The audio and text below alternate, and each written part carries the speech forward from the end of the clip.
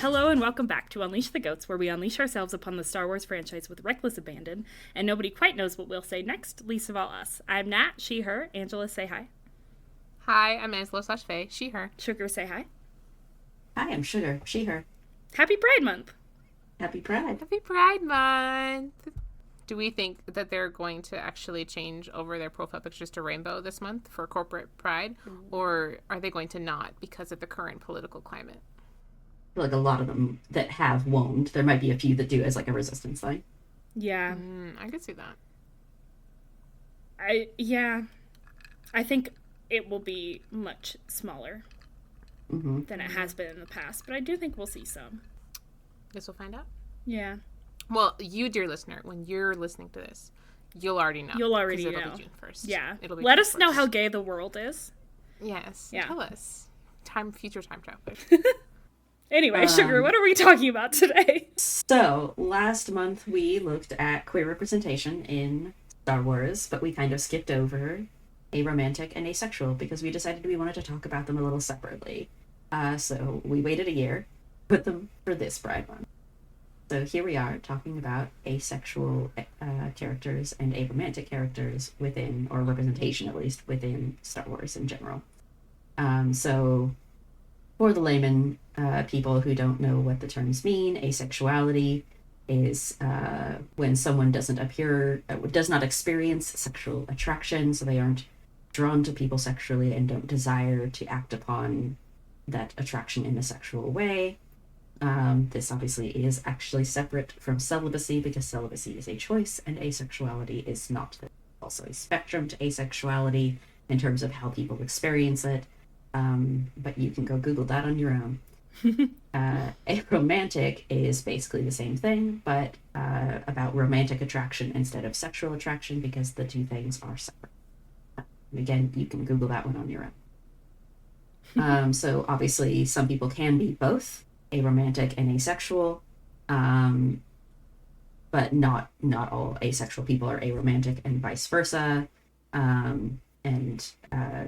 There's both of them fall on the spectrum, and there's no universal experience for either identity. They sometimes can overlap in different ways, and people can define them a little bit differently due to personal experiences.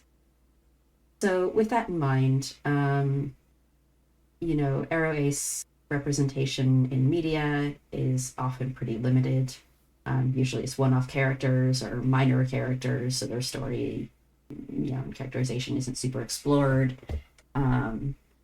The focus is usually on a struggle to figure out their identity. Sometimes it's focused on harmful stereotypes, like an emotionless villain. It's also very often not made super explicit. It's left a little ambiguous as to whether that's something that they are supposed to actually be as part of their representation, or if it's more, something that just kind of happened accidentally. And they obviously very rarely end up in any kind of actual relationship, either a romantic one for asexual characters or something like a queer platonic relationship for aromantic and aro-ace characters. There's a lot of room to grow for asexual and aromantic characters in media. And so we'll move on to looking at some potential representation that people have kind of found within Star Wars. For context, I did do the research for this episode at least a year ago, probably more than that. But I did do a quick Google search about it again, like a week or two back, just to make sure that there wasn't a character that had been added to media that I have not consumed. Unlikely. I found nothing. But just to be clear, I have done some research on this since, but it was more sparse, and so most of my research does come from stuff that is a few years old at this point. So if there's anything that we've missed, please feel free to let us know. We're all very excited to know if there's representation for asexual and aromantic characters in Star Wars that we're not aware of. As a small side note, I'm going to include a link or two for some resources, for actual good resources if you would like to learn more about asexuality, because sometimes Googling doesn't help because Google sucks now. That's So right. if you want to learn more stuff, I'll put a couple links in the resources from like resources that I feel like are actual Reliable resources. reliable. Yeah. Yes, thank you. That's a good word. Not hallucinations from an AI. Yes. Oof, yeah, please don't trust AI on anything. No, Should we come for AI in this episode? Yes, Every episode forever. I fucking every hate AI. episode. To be fair, generative AI. Yeah. Don't trust Yes. Gen AI. Yes. Analytical AI is probably fine. I love it. AI is great. You can trust analytical AI, just not generative AI. But maybe don't ask analytical AI about what asexual means. That's not what it's meant for. Let's just stop calling it AI. Anyways, we should move on. Moving on. So I will say that as we move into discussing the characters in Star Wars who have some sort of canon representation for asexuality or aromanticism, some of it is a little blurry because Star Wars is in essence a fantasy, and so they don't use the terms asexual or aromantic ever because that would be jarring and it pulls you out of the story. So the terminology ends up kind of vague, and it usually has to be sort of described or explained. And this can go one of two ways. It's either a lack of something or a wholeness of some sort. That they are whole in and of themselves, complete in and of themselves, and that's sometimes how you can figure out that that's what that they are trying to say, that this character is asexual or aromantic. So if you're trying to go out and go like, oh, well, this character isn't actually described as asexual or aromantic, well, no, they're not. Like, they might have a piece of dialogue that kind of gets the point across. I also want to add that when we have asexual or aromantic representation, like not just in Star Wars, typically that ends up needing to be described at some point in that media. So that is very common. We have a long way to go for this kind of representation to get to a point where someone can say, oh, I'm ace, and the person they're talking to understands what that means. That's true, but there are ways that I like something like, say, Leverage. You know, if you know the show Leverage, it can use the term asexual in addition to a description as needed. Star Wars cannot. It has to rely on the explanation alone. But yes, you're right. The descriptions are often there in other places as well. So the first one that I found was Captain Phasma. Apparently this comes up in a sequels novel. It apparently, this is one of those where it's more of a harmful stereotype than anything else, obviously, because Phasma is, as we all know, a pretty basic 2D villain. And we definitely all know who that is. You should know who this is, Nat. But if I were Googling her... Nat, you have seen The Force Awakens. Yeah, it was a long time ago. She's Gwendolyn Christie. She's got the shiny silver armor. She fights with Finn, and she's like, "You're not a good enough trooper. We're gonna send you to be reconditioned." I got that lady. And then they send her into the trash compactor. Oh. At the end of the movie. Okay, that doesn't sound familiar, but I believe you. Right, so Captain Phasma, she is a minor side villain within The Force Awakens and Last Jedi. Tragically underutilized. But she is a stormtrooper captain of some sort, I believe. And that's really kind of it. She seems to be in charge of the stormtroopers in some way. But yeah, she doesn't really have a narrative of any sort. But there is a novel that I think was about her. And it kind of leaned into this lack of sexual or romantic attraction as something to explain why she's a villain, why she has no compassion, because one of the problems with this kind of representation in media is that quite often a lack of romantic attraction in particular, not sexual so much, but a lack of romantic attraction is often utilized to showcase someone's villainy. It's usually synonymous with a lack of empathy, which is really unfair. Exactly. Yeah, that like if you don't love somebody, or if you've never experienced love in that way, then it's because you are cold-hearted or something. It's something that needs to be fixed. So the fact that this seems to have been utilized to explain why Phasma is a villain is obviously very frustrating, especially since Phasma appears to be the first ever confirmed aromantic and asexual character within Star Wars media. I have a question. Go ahead. Do you think that I'm not sure how to phrase this right, but do you think that they made her asexual because she is a unconventionally attractive woman and they were not comfortable giving her a romantic relationship? I'm sure there's some of that in there too. Yeah, that like, they didn't want to give her a romantic relationship, and she's not just unconventionally attractive, right? She is very cruel and uncompromising in a masculine way, right? That she's, and so I think there's a lot about her that leads to like, who would ever be in love with her? She can't be in love with anyone. There's a lot about her that leans that direction. So I think you could say that like there's some sexism maybe mixed in with Right, the but rest of this. because like if she had been like a 5'2" sexy brunette who like had cleavage on her, it wouldn't matter how she acted. People would still be like, oh, she should date this person, this person, this person, Yeah, because true. she's like 6'3" and tall, blonde. You don't get to see that. We know what Gwendolyn Christie looks like, but Right, but I mean that plays into it too. Is that like people know what she looks like, and yes. so she's not a character that like male Star Wars fans, for instance, not like the male. You know what I'm talking about? The male Star Wars fan. They're not going to find her attractive. No, and I mean, God, like obviously the thing we didn't bring up was the controversy over Phasma and her armor, because that's super relevant here, but like that was a whole thing, was the controversy of why she doesn't have boob armor. Oh no.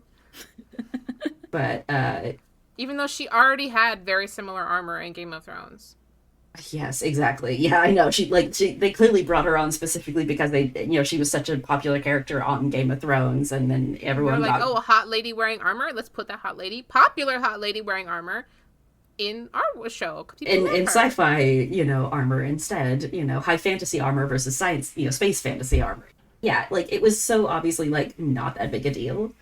But I think she also was the first confirmed female stormtrooper, was the other thing that was special about Phasma. And so this was the first time that we've gotten a confirmed female stormtrooper, and you can't tell that she's female aside from when she speaks, and she has a fairly feminine voice. But is there any evidence that like other stormtroopers are also Arrow Ace? Nothing or confirmed evidence against that I know that? about. I mean, aside from the fact that Finn does not seem to have that issue, he clearly is interested in Rey pretty easily, and he also is a stormtrooper. But and Janna, for all that we don't see Janna, I think, specifically interested in anybody. I don't think there's any indication that Janna is or is not a romantic or asexual. For all, I mean, not that there's time for her to breathe, let alone explore her character. In that film. I mean, part of the reason it's hard to say is because stormtroopers are not explored that much, surprisingly. Also, like actual characters. There's a stormtrooper who is in a relationship that we know about. It's Tarkin's boyfriend. I forgot about Tarkin's boyfriend. You know what I just realized? Is that separately, not to not know things about Star Wars on main, but is that not your role? That's my role. So, like, okay, the clone army becomes those are repurposed to be stormtroopers, right? At least some of them. Like, we know that not all of them are clones. For a hot minute, they are. For about the first year or so. As far as Bad Batch goes, the clones kind of get recycled out pretty quick. Okay. And replaced. It's kind of evolved. It evolves over. They are obviously utilized very much at the beginning in the very initial stages of it, but like Palpatine, I think, wants to get them moved out of there pretty quickly. Yeah. Because Bad Batch also lets us know that those chips don't last forever, and their effect does wear off within about a year or so. I think initially after the prequels came out, like it was just the clones are now the stormtroopers, and then it kind of moved on from that, and then it was the stormtroopers are like of different clones of different people. They're like batches of clones of various like random people, and then they were like kind of conscripts from like random citizens and like that kind of thing. So it kind of like has evolved and changed, and currently I think the main bulk of the army of stormtroopers is just conscripts. Okay. For like the majority of the time. The original trilogy, I don't think there's supposed to be any clones left at that point. They'd be pretty old by then too, as you can tell in Rebels. Like Rex and Wolf are not young. Do they not keep making them? No, they actually Camino's completely destroyed. Actually, Oh, Yeah, at there's the no more at, Camino. yeah, Camino gets pretty much destroyed, and most of the Kaminoans are also dead by the end of Bad Batch season 1. Spoilers for Bad Batch if you weren't expecting that. don't worry, Bad Batch isn't canon, so it's fine. I think the current canon is also that there is only the select small cloning facilities for like the Emperor's purposes of like making clones of himself. There's no longer any like major cloning facilities. There were some of those in like Legends. They would have like bulk ones that they would discover sometimes, or like that played into stories, but they don't have those in the canon anymore. Okay. I guess what I was getting at was I was wondering if they were trying to slip in like Arrow Ace into the clones specifically. Kind of the way that you slip that into like robots in like sci-fi. But also, Phasma is not part of that, right? Because Yeah. Phasma is in the sequels with the First Order, and all the Stormtroopers in the First Order are, like, stolen babies. Yeah. Very specifically. Like, we know that. We see a lot of... You don't know that. But... but the films established Catching strays that... over here. that we actually see an entire group of escaped stormtroopers, and they're all different people who have like no idea where they came from because they all got stolen as babies. Okay. Effectively. So that is the canon for the stormtroopers that are in the sequels specifically. Okay. Which is what obviously Phasma's a part of. We don't exactly know how Phasma came into it. She seems a little bit separated from them. It's unclear exactly whether Phasma was also stolen as a baby or if she's just a regular volunteer to this somehow. Well, she's also older. She's older than everybody else by like a good 10 years. She seems older than everyone else. So she could easily have been just a regular dreg of the Empire or something or other. It's a little unclear exactly how Phasma joined the Empire, but they are specifically no longer clones. And the clones would be super long dead by the time of the sequels. So no, I don't think it's a commentary on the clones being Arrow Ace, especially because Clone Wars does generally tend to show them having sexual, at least, feelings for beings in the galaxy. And, making jokes and things about having girlfriends and things like that. So there does seem to be an implication that the clones are not, on a whole, aromantic and asexual. Yeah, at least some of them have some of that attraction. Okay, thank you. Thank Exactly. you for coming on this tangent with me. Yes. Our next character is Omni. We would like to move to Omni, and I love Omni with all of my heart and soul. She's my favorite. Does she have an Have N? you read The Baptist? It is not an N, it is Omi, I'm pretty sure. Oh, Omi? Omi, I think. I love Omi. I read The Baptist recently, and because I read this article that talked about how wonderful Omi was, and I was like, oh, that's very interesting. I have no idea how to find this story, and figured out how to find it and read it later, and I was like, oh, actually, this is very interesting. It's so interesting. She's so cute. Like, okay, she's not actually cute. She looks very scary. She looks very scary, but she's such Her a personality is very sweet, and it feels very young. For context, since we who's explained Omi? Phasma, Omi is, for those of you who have seen A New Hope, remember how there's a monster in the sewage when they're on the Death Star? That's Omi. the trash compactor. The trash compactor that, like, attacks Luke and Leia or whatever. She's here to baptize Luke. She has a great purpose in life. Yeah, so someone, I can't remember the author of the short story off the top of my head. I don't think I put it in there.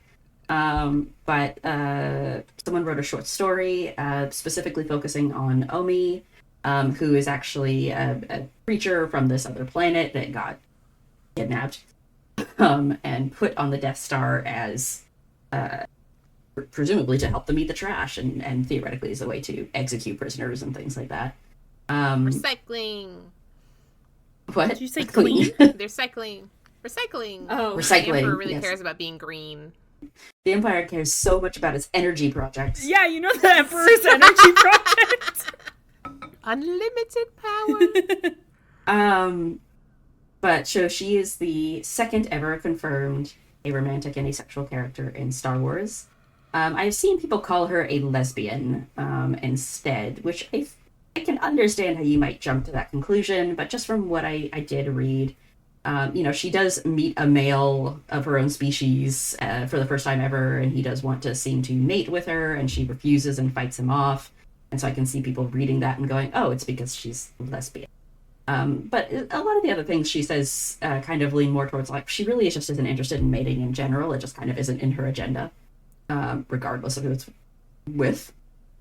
And then she does meet Luke, and she recognizes him as male, but also recognizes him as force sensitive, and that's kind of why she's fixated on him. She does specify that when she wonders if Luke will be her mate, that it is not for procreation and just for adventure. And this man will be my platonic life partner. Yeah, she kind of seems to want him to be his platonic life partner, but there's also this sort of destiny connection there because she is baptizing him, as Faye said. I can't even remember if she specifically calls it baptizing, but that is effectively what she is doing. She's pulling him into the water very specifically to kind of be a part of some force cleansing purpose thing that happens. It's a little unclear exactly what's happening in that water. But despite how dirty the water very much must be, it is apparently cleansing to Luke's soul somehow. I think there is some level of like becoming a man and, helping him transition in his life from, being the young farm boy to having to take on the role of being the hero of the galaxy sort of thing. And this is something that Luke needs to do in order to move forward in his life. I think this article that I was reading that was talking about Omi mentioned that one of the things that was really important to her is that Omi is actually represented as very noble, is a spirit of a warrior, and is very intelligent and does have a certain amount of beauty like in her mind and the way that she sees the world and things like that. And it just is such a contrast to Phasma, who is specifically made aromantic and asexual specifically to point out how villainous she is, kind of thing. But Omi's lack of attraction to anyone is not a detraction from her as a character, and she is not a villain for all that she is kind of an obstacle and a monster within the context of A New Hope. This gives her such a different look, I guess. She is not conventionally attractive, as Faye pointed out. And Nat, that she is kind of she's obviously very non-human, very monstrous, and so that might be your thing. I don't know. Might be your thing for all the monster fuckers out there, but also for the aromantic and asexual crowd, it's kind of like, it's going to be really hard to sexualize this character in some ways. Like, you could do it, but you do it if you try hard enough. If you try hard enough, but it's not. I trust AO3. Sorry. Oh yeah, for sure. AO3 is gonna harp on those tentacles real hard. But yeah, I don't know. Just I think that it's a very interesting sort of second look at asexuality and aromanticism within Star Wars. I don't know if you had any other personal feelings, Faye, from having read the short story. I mean, you covered basically everything, but I mean, the one thing that I will say is that I really like that she's living this existence and her life kind of sucks a little bit because she's taken from her home, taken from her planet. She's gonna die. Like, Luke does end up killing her. Accidentally, obviously. He didn't know that she was killing her specifically. He didn't even know. To be fair, he knows there's a monster in there. Just because she's on the Death Star. Right, okay. Yeah, so, but she is still a kind individual, and she is still someone who this story makes out to be, like, someone who has a story to tell and is making a positive impact on the world through her own choices when she very easily could have just showed up and killed Luke. Like, she could have killed all of them, honestly. She's so connected to the Force. Like, if in another life, she's a Jedi Master. Yeah, like, she's just a really, really beautiful soul, and I like... Honestly, see, this is a very silly book where it's, like, taking these, like, random characters and being like, here's their really in-depth backstory, which is fun. It's part of the fun of Star Wars. And the idea of making, like, the garbage compact monster into, like, this beautiful, force-sensitive, wonderful person is a little bit silly, but it's also kind of beautiful in a way that you can, like, take characters like this and be like, and here's something that they did that impacts the story in a positive way instead of a negative way. And I like when they do that. I like when someone looks at a story and goes, here's how I can add something beautiful to it. Yeah. I think that like relates so much to the asexual and the romanticism of it, where that like it can so easily be associated with villainy. And this person took those traits and said, no, this is what makes her noble. This is what helps her be so connected to the Force, and all of that. And it kind of takes those traits that so often get associated with villainy and turns them into wisdom and heroism instead, which is really nice. But all right, so we have hit on Omi. So a lot of the rest of these I know very, very little about, because a lot of them come from media that I have really not spent a lot of time in. Vi Moradi is important primarily because she is a Black woman. She is the first and only Arrow Ace character of color to currently exist within Star Wars. I have gotten some contradictory things. Apparently, the intersectionality of race and sexuality is not done super well, according to what I was reading in some of the forums that I found talking about this. But also, she is technically positive Arrow Ace rep because she's not a villain. The bar is so low. The bar is pretty low, so she exists, and that's cool. Obviously, we should get more people of color in our representation here, but Vi Moradi is apparently the only one so far, so she gets to kind of hold that position for a moment. Vi Moradi is, I put down that she's from something called Galaxy's Edge, which I believe might actually be like an amusement park thing. Yeah, it's like the section in the park or whatever. But I think there is like actual media that she is from as well. I think Vi Moradi was a character who, as I believe, kind of has popped up in a few different places. In Galaxy's Edge. Yeah, so there is like a few things that she's in. I just kind of picked Galaxy's Edge as the one to highlight there. She's also in Phasma's book. Right. Did you say that already? I didn't, but it's good to know. She might not have been, so the thing too is that she might not have been confirmed as Arrow Ace in those other things. That she might have been in that book, but not confirmed as Arrow Ace until later. So there might be that. That might have been why I chose Galaxy's Edge as well. I can't remember off the top of my head anymore because, as I stated earlier, I did a lot of this research a long time ago now. So the next two are characters who are from the High Republic books. I did make it to Leox Yasi. I do kind of remember meeting this character.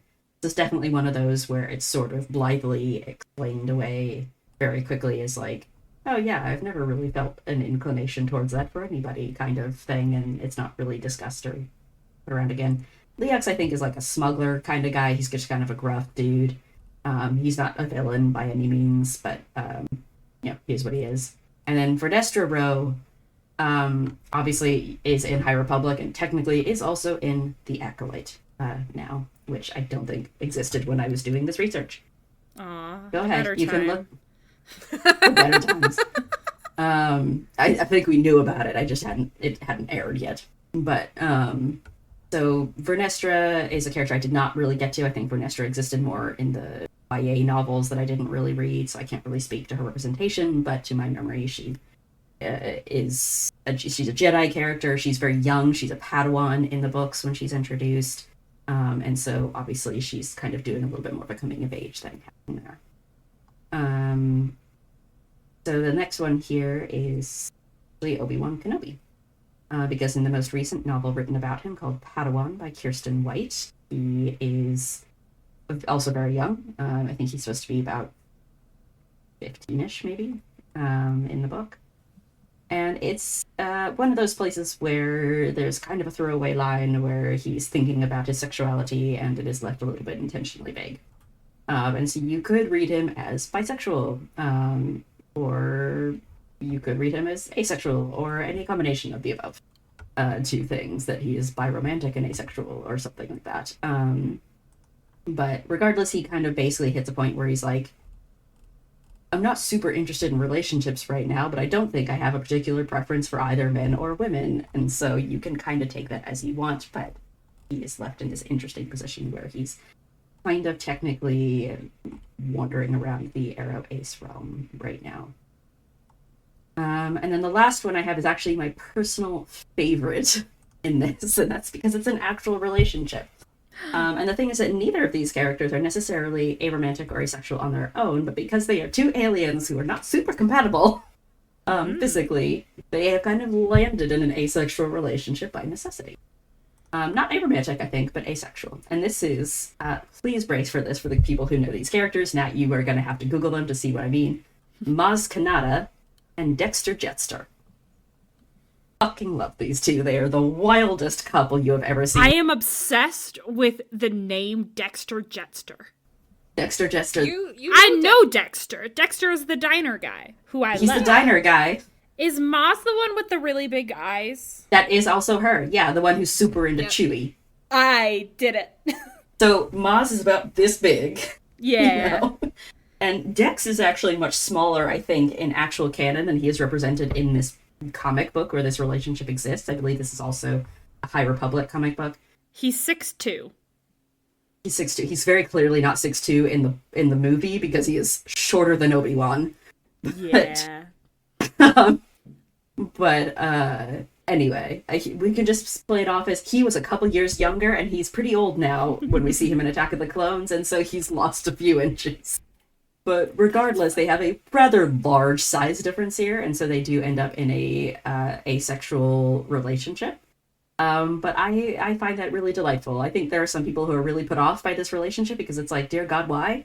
Of putting these two characters together, that they're kind of just thrown together out of pure shock value, but they seem really sweet, and like they genuinely do really care about each other, and they just simply kind of have chosen not to have sex because it's not the easiest thing in the world to do. And you know what? Kudos to them for that. I do want to note that that is possible regardless of what your sexual attraction looks like. Like, to be in a relationship that does not have sex in it does not necessarily make both of them asexual. Yeah, that's what I was saying. That was like, I don't know that the comic establishes that either of these characters is in fact asexual at all outside of this relationship, but that I believe it's established that they do not have sex. Presumably because of the size difference. Yeah, I understood what you were saying, and I think the three of us do because we are comfortable with Ace and Arrow like things, but for our audience who may be hearing about this for the first time, I wanted to specifically call it out. Anyway, continue. I mean, that's really all that I have to say about them because I have not actually read this comic. I've seen some of the panels where they show up. But I do think it's really nice that there is at least one canonical asexual relationship within Star Wars. And I do think it's interesting that it's between two characters who theoretically are probably not necessarily asexual outside of this relationship, but just because it's a very unconventional relationship that it has kind of landed that way. So that is that. That is the entirety of the aromantic and asexual representation within Star Wars, canonically, anyway. Tragically short list. A little bit of a short list for now. I think that was, about 7 or 8 characters, depending on how you count Maz and Dexter. But yeah, a pretty short amount of characters. So I was sort of hoping that I was like, within the last year, maybe something will have been added in one of these other things that keep coming out that I do not consume. There's a lot of High Republic shit that was coming out that I was not consuming. Obviously, a couple of shows that I chose not to watch. Okay, so we're talking about the Jedi, and the Jedi specifically have this rule, right? They have their attachment rule. And if we're going to talk about attachment specifically means that you're so attached to a person that if they were to die, your life would be ruined. Like, that's what they're talking about. They're talking about being so attached to somebody that you can't let them go to save the galaxy, if that makes sense. Like, if the choice is between saving these 100 citizens and this person, you would choose this person. Even if that person is asking you not to, you would still choose that person. That's attachment. And it's a very good rule for the Jedi to have, since they are literally space wizards and have a lot of control and a lot of effect over a lot of people's lives all of the time. And so having this rule that, like, hey, if that's the situation that you're in, you can't be a Jedi, because that's a position of power that you are being in right now. And having that attachment makes you unable to do your job. So it's a very good rule for people to have, and it frustrates me continually when people complain about, like, the Jedi, like, being not free-willed or whatever because they don't allow attachments, which is total bullshit, because then you turn around and you go, also, we should have checks and balances and all these different people in power. It's like, this is a check and balance. This is a check and a balance on a Jedi who is in a position of power because they have literal space wizard powers, and they have authority given to them by the Republic to act in the name of the Republic. So this is a check that they have to make sure that they use that power effectively. This is essentially protecting against a conflict of interest. Yeah, literally. It is literally protecting them against a conflict of interest. It's protecting the Jedi themselves, and it's protecting the people who the Jedi are serving. It's protecting everybody. To be clear, everyone should actually practice this. It is actually like a thing that they teach in regular psychology. So It's true. it is helpful for people without space space wizard dynamics in play. Like, it is helpful for the space wizard dynamics, but actually everyone should be doing this because it's just unhealthy in general. It makes you less happy in your relationships, not just with people, but also with things and places and ideas. But it is just healthy to kind of have a more open mind about the future. Things change, and you just kind of got to accept that things change in the world, and that's kind of honestly the most simple way to look at it, I think, in so many ways, is like, the world changes. Like, that is the one universal constant, is things change, and you just have to be able to accept that things change. And if you can't, that is what an attachment is an unwillingness to accept change. Yeah. Mm-hmm. And so when we're talking about this in general, this doesn't mean that the Jedi are always asexual. This doesn't mean that they don't have sexual relationships. We actually know, canonically, that the Jedi do in fact fuck. George Lucas said that. He said that they fuck. They do. They don't have romantic relationships because it's just easier for them that way in general. They don't get married because that would be a conflict of interest. But, like, they do fall in love.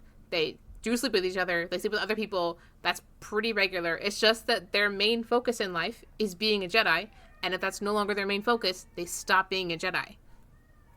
So we don't see them when that's the choice that they make, you know? When you have, like, a Jedi relationship where it's, like, ongoing or whatever, it's usually going to be that they're both aware that the other person has a different priority than them.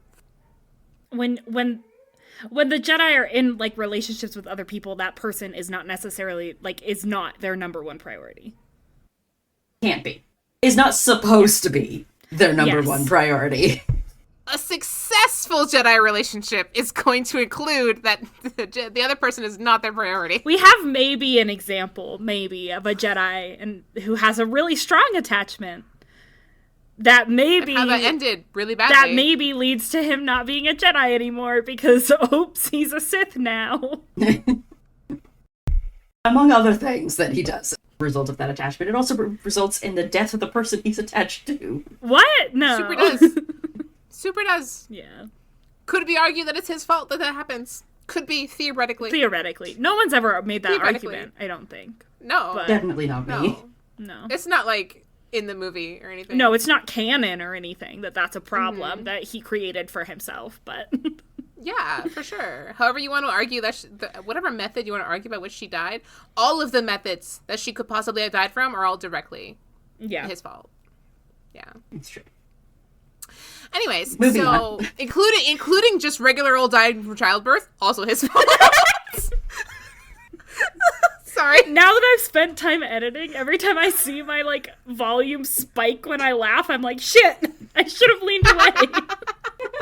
Anyways. So when we're talking about the non-attachment, that doesn't mean that they don't love other people. It just means that they don't get married to them because this is a bad idea.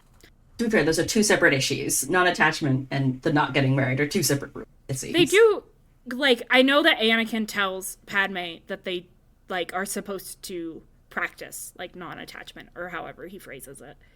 Attachments are forbidden. Yes. He doesn't say relationships. He doesn't say sex. He says attachments. Mm-hmm. Again. He also says possession is forbidden as the second line to that, which kind of implies that there is a connection between attachment and possession, which is true. Yeah.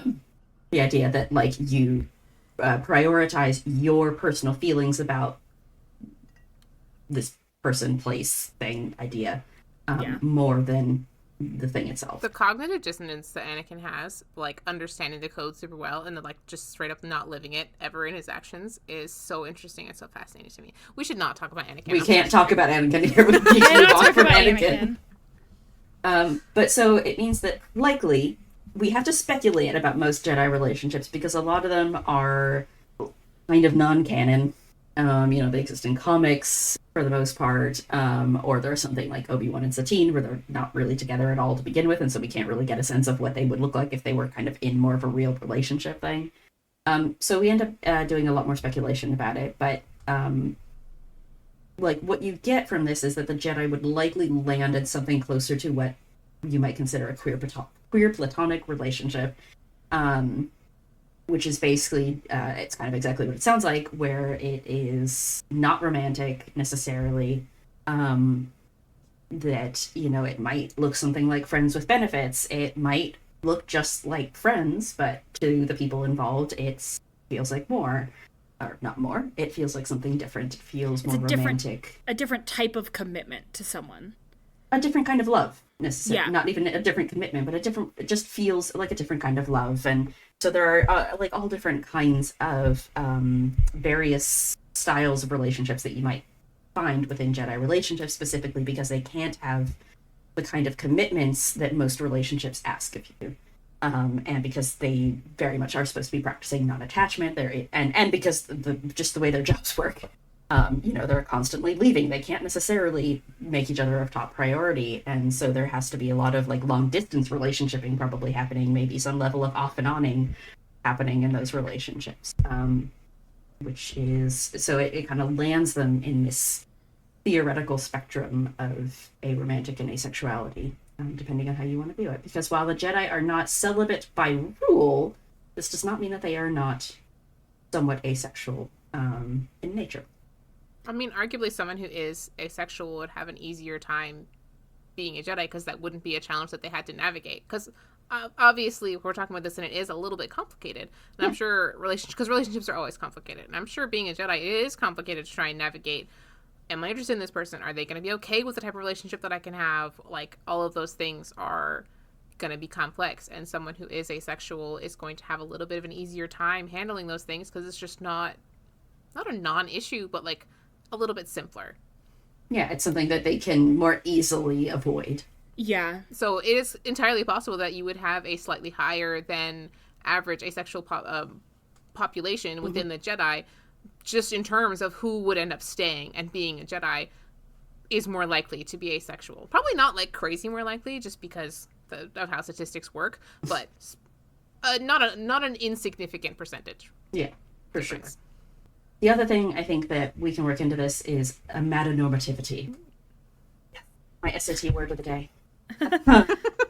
Metanormativity, which is basically the sort of normalization and assumption of regular romantic relationships as kind of normal, as the default, maybe. That as like, in 1 + 1 makes 3 kids and a picket fence. that, but also just, I mean, you see it in our society a lot, right? That married couples get benefits that unmarried couples don't, kind of thing. Regardless of whether you have kids or not, it's like that connection means more than any other connection. And even just in our stories, right, that like romantic relationships are often placed as like the most important relationship in a person's life, sometimes above their own family, above friends usually. And that's kind of part and parcel of a metanormativity as well, just like the normalization of romantic attraction and romantic love as sort of the be-all and end-all in a person's life. It's like the expectation that everyone is falling into that same bucket of just like, everyone wants this. Everyone is like this, when that is not the case. And there's like I don't know if it's necessarily a stereotype because honestly, statistically, it's likely true that if you are married and have children or etc., you are more likely to be stable. And like as a society, that is societies and want to encourage their citizens to be stable because stable people pay taxes.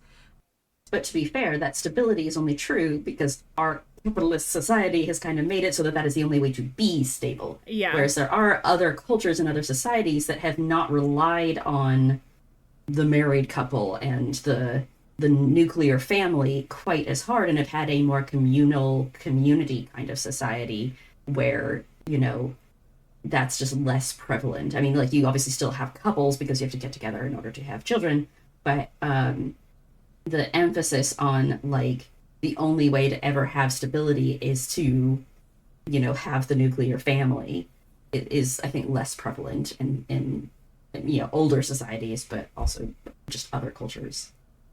Yeah, this is a lot. I didn't take anthropology, so I don't know a lot about historically how all of that worked, but Yeah, and like the stereotype that it's going to be more stable obviously plays into people viewing a single person as being more unstable, even though that's not necessarily true. Just because someone is single they could very likely be in a very stable job in the same place and continue to pay taxes. Like, those are all things that aren't equivalent, but people see them as. Right, and someone who's in a relationship but is not planning on ever getting married to that person, right? That a lot of people see that relationship as unfinished. Yes. Like you're yes. Unfinished is the word that my brain was sticking on. Yeah. That's just if you're here and you're not married, or even if you're single, people will very frequently be like, "Oh, your life is unfinished because you have not found a romantic partner." Yeah, or incomplete, right? Yeah. That like you personally, I mean, that's the whole thing with soulmates, right? And that whole concept of like you must have another half, kind of thing, and that you personally are incomplete without it. But this was kind of leading this into the idea of the Jedi as a communal family too, and that there is this idea that because the Jedi don't have a nuclear family setup, and because they are super super communal, because they do not technically have their own children, although there are, if you count a certain level of outside media, there are characters within Star Wars who are biologically related to each other in some way. We have twins. There is an uncle and niece situation. There are cousins, within the Order at the same time. So it's not impossible to have a biological relationship with another Jedi, but they tend not to be your direct children. You don't have a parent and a child in the Order together that I think we have ever actually seen. And so that means that a lot of the relationships that you get within the Order are like tangential, but not quite. People try to force it onto them a lot, like especially with the Master Padawan relationship. People often tend to see that as a parent and child relationship when it isn't always. And technically, you could argue it's something entirely different. Also, the Creche Masters, that there's this idea that the Creche Masters serve as a parental figure to the children that they help raise and things like that. When it is arguably more likely that the children at the Jedi Temple are raised by any number of people, and that there isn't necessarily one single guardian that is their primary guardian above all others. And I think there's a lot of people who see this very different, very communal setup to their society and kind of view it as not good enough because it doesn't have that nuclear family setup.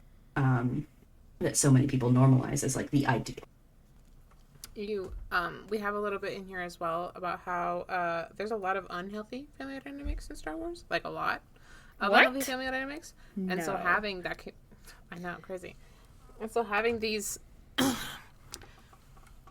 the Jedi setup is like one of the better ways we see for child rearing in Star Wars, honestly, mostly because we've talked about this before. There's not really a concept of childhood in Star Wars at all. Children are fighting wars very young. Taking up political leadership positions very young.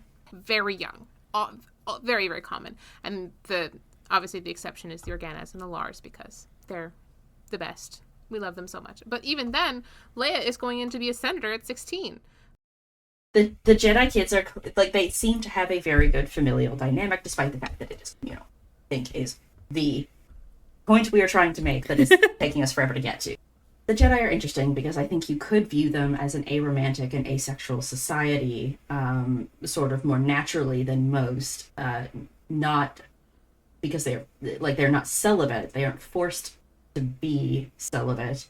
They are obviously forced not to marry, but I think it's interesting that despite never intending to, because as far, like, there are obviously Vernestra Rowe, there's Vernestra Rowe, who is a canonically a romantic and asexual character, a Jedi character, and I think she is the only one that we have, but, they are not necessarily canonically written as an Arrow-Ace society, but because of some of the things that have been done with that culture, it ends up being something that you could very easily apply. So, all of that aside, that is kind of where aromantic and asexual representation lands in Star Wars, but I decided to end us on stuff that's not actually there. So, I figured I would toss it out to everybody and say, what is your favorite aromantic or asexual or both Star Wars character headcanon? The Emperor. Because he should never fuck. That's different. It's a bit of a cop-out, but... Damn. I do really like the idea of Obi-Wan being arrow ace but biromantic. That kind of makes sense to me. So that would not be arrow ace, that would be ace. Sorry. And biromantic, right? Yes. Obi-Wan is asexual and biromantic. You're so right. Just to be... But you know what? I could see him being arrow and bisexual, too. Oh, for sure. I think that one might play better. I've changed my mind. mind. Very popular opinion of him as a slut, but... Listen, here's the thing, though. You can be asexual and be a slut. Just because you don't feel sexual attraction to someone doesn't mean you don't feel sexual desire, and doesn't mean that you won't have a good time with those kind of relationships. And I think that we should be more open about the Jedi just being like, hey, this is a thing that I'm interested in experiencing, and you happen to be here. And I'm not necessarily, like, I don't feel a super strong need to have that happen with you specifically, but it could be fun. I think we should let the Jedi do that. I think we should let the Jedi do everything. Yeah. I used to feel stronger about Cassian in the, like, gray ace area. And also, like, aromantic. And then Andor came along. And that's the one thing that Andor did take from me. But I will give it to them. Listen, Andor doesn't have to take anything from you that you don't want to give. That's true.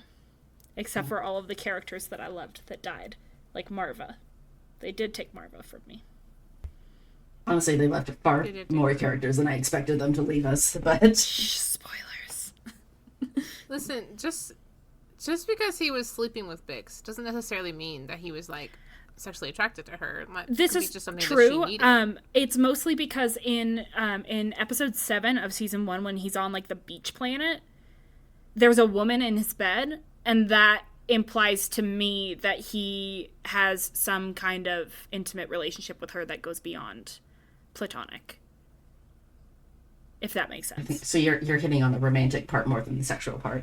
I mean, maybe to some degree. I do think that I'm guessing it's more sexual because she doesn't seem to be. That's true. She doesn't seem. Yeah. Long term. And it seems more likely to me. She seems to know him, but... Yeah, I think it seems more likely to me that Cassian, as someone on the run, would fall into a sexual relationship over a romantic relationship. But that's just, that's based on... But as you pointed out, like, he can have sex without it necessarily meaning that he feels sexual attraction. That's true. I mean, safe place to sleep that night is also just as valid. That's true. You're right. Andor has taken nothing from me. I will say that I feel like season 2 makes it difficult to hit a romantic note with Cassian. It does make it very difficult. Not impossible if you're being particularly creative about it. Yeah. But it does make it harder. People do get married and have long marriages before ever realizing that they're aromantic, because that can be a difficult thing to, like, figure out. And the fact that he has, like, is in a relationship with Bix that has a lot of romantic stuff doesn't necessarily mean that he feels a romantic way for her. He does obviously care about her a lot. She's very important to him. But I think that if it's important, I think that there's always a lot of nuance to things like that, and that there are a lot of ways that they can be read, and that those things will happen in real life kind of any way you want to interpret them. And which is why headcanons are honestly important. And anyway, when somebody wants to read something is a valid interpretation. There's so many ways to read media. Just because they intended it to be romantic doesn't mean that it is. So there. I think with that Cassian, felt like a little bit of a slam there, but yeah. Sometimes what the author intended is not what comes across on screen. As seen in Supernatural. I don't know if you guys have heard of that one. As seen in Attack of the Clones. Yes! It's true, it's intended to be romantic. Just because someone intends it to be romantic doesn't mean it came across that way. Yeah, that's true. It's not romantic. Sometimes that shit comes across real creepy. Yeah. I think more than, like, the specific labels that I would give Cassian, I think that I feel pretty strongly about Cassian and Jin as a queer platonic relationship. I definitely lean that way with Cassian. I know some people like read them as romantic, and that's great for them, but that's a QPR right there. Sorry. Do either of you have Star Wars headcanons that you would like to share? To be fair, I think you took mine. I did, sorry. Sugar, you can say it again, you'll say it better. We got about a whole conversation about Cassian. No, it's fine. But I will just say I second. I think I love the idea of Arrow Ace Obi-Wan in a lot of ways. I don't always go for the bi-romantic or whatever. I mean, I don't mind that. But I definitely really live in the, like, Arrow Ace Obi-Wan realm. That's very dear to my heart. Yeah. All right, so do you have anyone who isn't Palpatine? I actually think the idea of Lando being aromantic is really interesting. I like the idea of Lando being someone who just never prioritizes romantic relationships ever, and part of that is because he's aromantic. Obviously, he's not asexual. I mean, I guess technically he could be. To be fair, non-sexual all the things we just flirting. said about Cassian. I will say that I give actors a little more. What's what I'm looking for? I give their interpretations a little more weight than writers, because I feel like actors are putting they're in the characters' heads more. I'll say that they have a more personal view, and every actor who's ever played Lando's like, yeah, he has sex. So I'll just. I'd be willing to bet that if you asked Diego Luna, he'd be like, "Oh yeah, no, this man like, definitely has sex and is very sexual, and that's exactly how he's playing it." But yeah, totally. But you can, an actor's interpretation. You can interpret it any way you want. The actor's interpretation is their own. Yeah.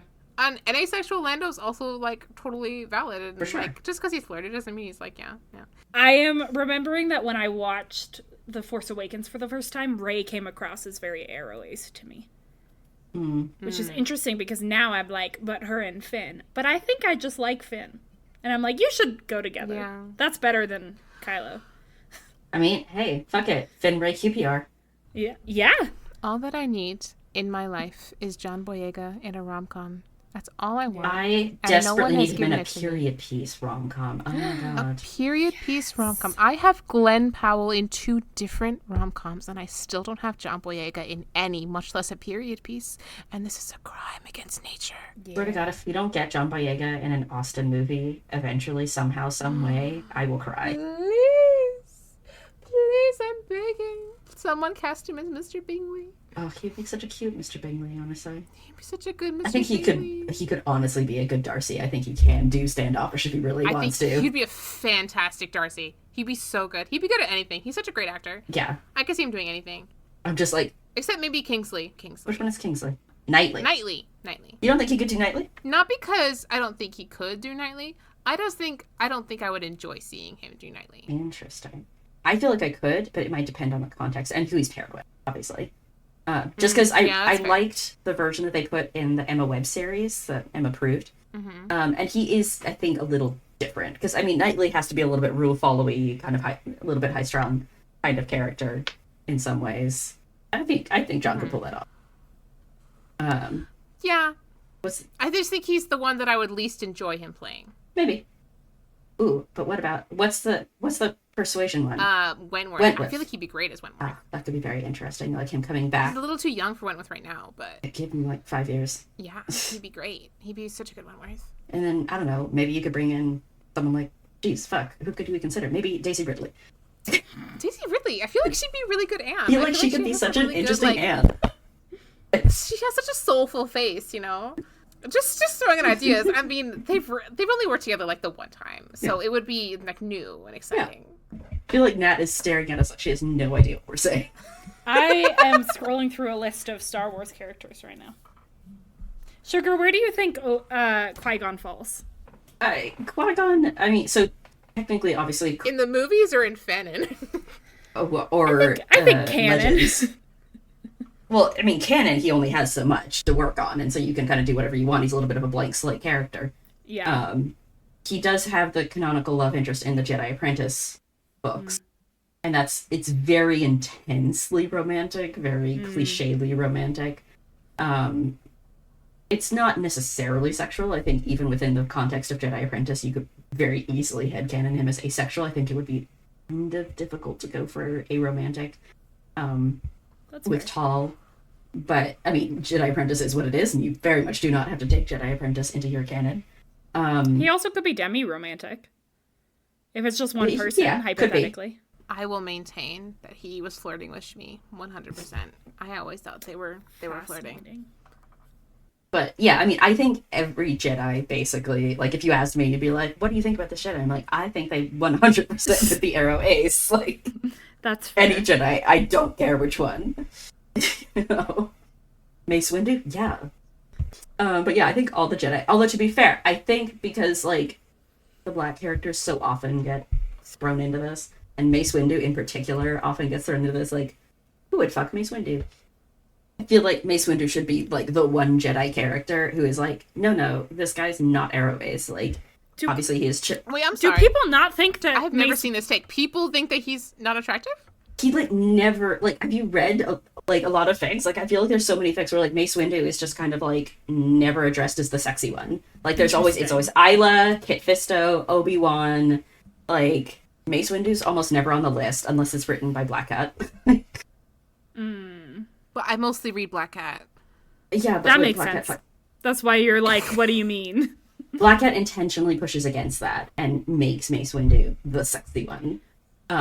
That's crazy because he's so beautiful. I know, it's Samuel L. Jackson. Why would you not want to? It's Samuel L. Jackson. Yeah. But like, I feel like so many people, like, despite the fact that he's clearly a fairly conventionally attractive human man, often like disregard Mace as a sexual. That's rude. The other person who clearly believes Mace Windu fucks is the author of Mace Windu: The Glass Abyss, which everyone should go read.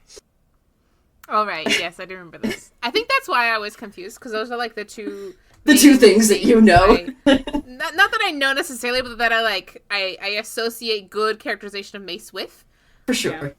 Yeah. Like if someone's being mean to Mace, I'm gonna just disregard their opinion. I think it's not so much being mean to Mace so much as it is that people, like, you know, prioritize other characters. And Mace is obviously canonically within the films a very reserved character.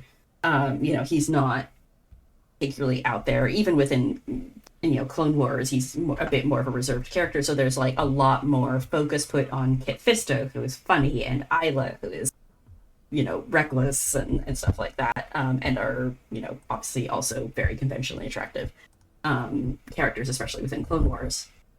And so you see those characters come up more often as like the one that's considered sexy, you know, and it's always like Kit, Isla, and Obi-Wan. Like, those are like the big three. And to be fair, I read a lot of Obi-Wan fics, and so he's often like the sexy one because he's an Obi-Wan. But I feel like he's still generally considered, like, I do remember so much as a youth that whole joke about like, why would Padme go for Anakin when Obi-Wan is right there? So like, clearly he's considered the sexy one. Interesting. Would you guys like a goat Yes. fact Always. to close us out today? Please give me an asexual goat fact. Goats are sociable animals and therefore become depressed if they're separated and isolated from their companions. However, they are not flock-oriented like sheep. Interesting. So they need one social friend. interaction, but they are not like if their friend is going to do something stupid, they will not necessarily do that stupid thing with them. Smart. Like sheep will. Sheep will walk off the edge of a cliff. Goats will not. Good for goats.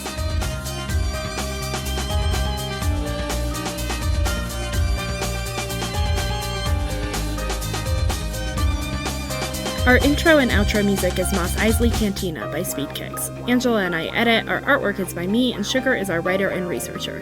You can find us on Instagram and Tumblr at Unleash the Goats. Thanks for listening.